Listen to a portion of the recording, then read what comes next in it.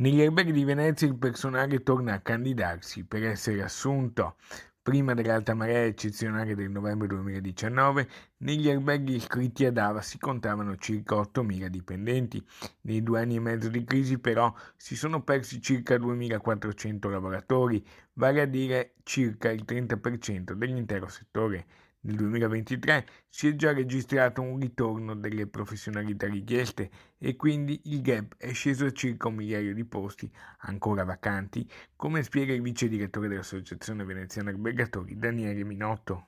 L'anno scorso, purtroppo all'atto della riapertura, avevamo perso circa il 30% dei nostri collaboratori. Noi abbiamo 8.000 dipendenti diretti nelle strutture alberghiere e quindi circa 2.400-2.500 lavoratori non sono rientrati perché giustamente hanno avuto altre esigenze lavorative e sono andati in altri settori come la logistica, la grande distribuzione e altri settori che durante la pandemia sono andati avanti. Quest'anno si sta verificando un'importante inversione di tendenza. Siamo arrivati a dimezzare all'incirca il gap, quindi siamo ancora a un 15%, quindi 1 migliaio di risorse che sono carenti per il nostro settore, però la controtendenza è continua, quindi possiamo definirci abbastanza soddisfatti. Sicuramente il 2024 vedrà il pareggio di quelle che sono il nostro fabbisogno di forza lavoro. A fare la differenza è la tipologia di contratto che viene offerta. Sicuramente il fatto di essere una realtà che applica il contratto leader del settore del turismo, quindi con le 14 mensilità, con